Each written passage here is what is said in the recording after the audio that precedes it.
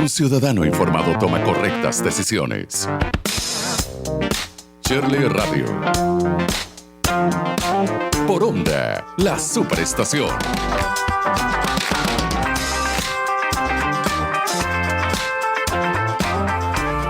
El gobierno de Joe Biden anunció el lunes que aproximadamente 320,000 venezolanos indocumentados que actualmente viven en los Estados Unidos pueden solicitar el estatus de protección temporal de inmediato. Tengo en línea a Julio Enríquez, abogado de Inmigración y Derechos Humanos en los Estados Unidos. Buenos días y bienvenido, Julio. Qué gusto conversar con usted esta mañana.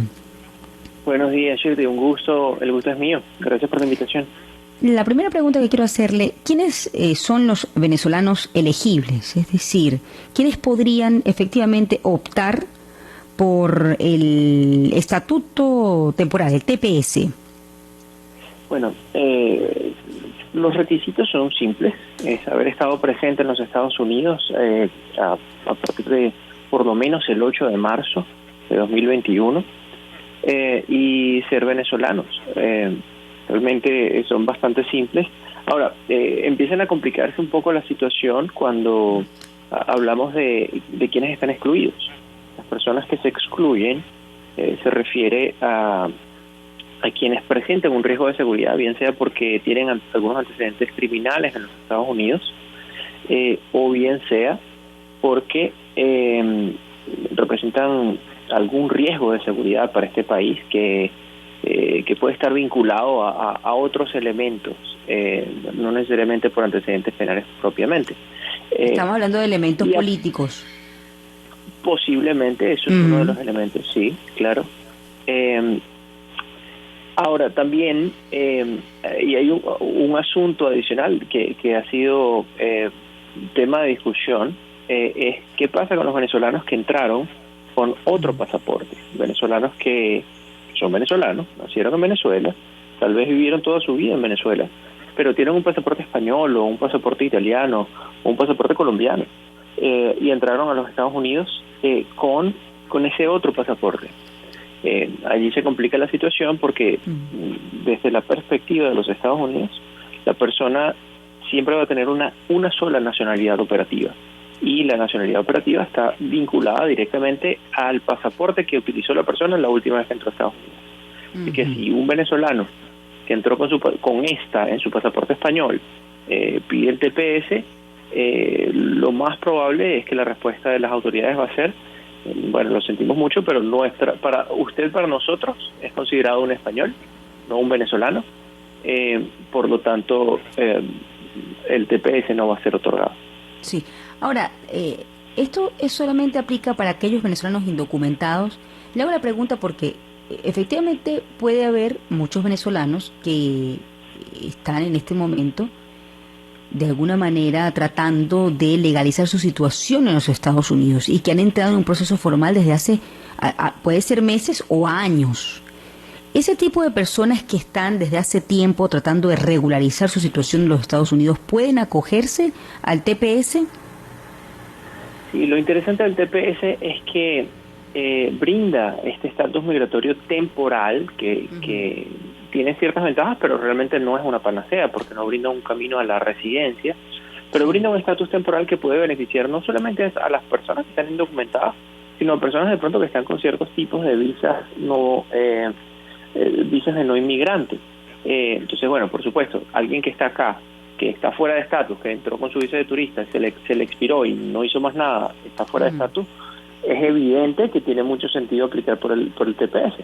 Alguien que está acá, que vino, aplicó por asilo político y tiene su aplicación de asilo pendiente, nunca lo han entrevistado, no sabe qué va a pasar con esa aplicación, tiene años esperando una entrevista, también tiene sentido que obtenga el TPS, porque aunque ya esa persona tiene un permiso de trabajo, el TPS le va a dar la garantía de que en el escenario de que le nieguen el asilo el día que le den la entrevista, esa persona no va a ir a un proceso de deportación, sino que ya va a tener otro estatus y simplemente le cierran el caso de asilo, pero se mantiene acá.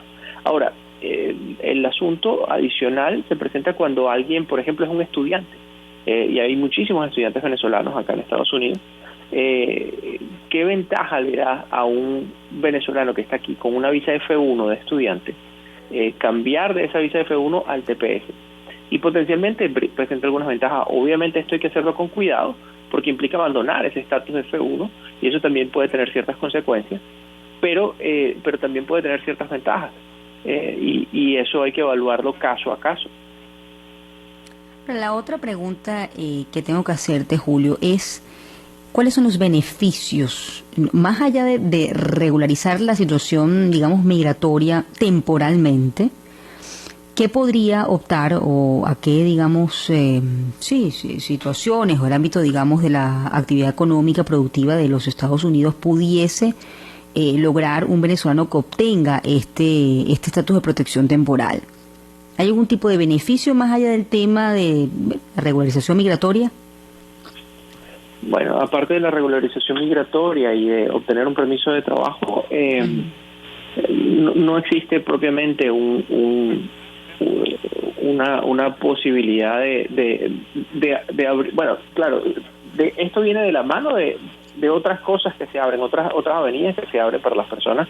Por ejemplo, quien está acá, que no tiene un número de seguro social, probablemente no tiene ni siquiera un seguro médico y desde el punto de vista de el sistema de salud de los Estados Unidos, no tener un seguro médico es un riesgo elevadísimo. Acá el sistema de salud es muy caro.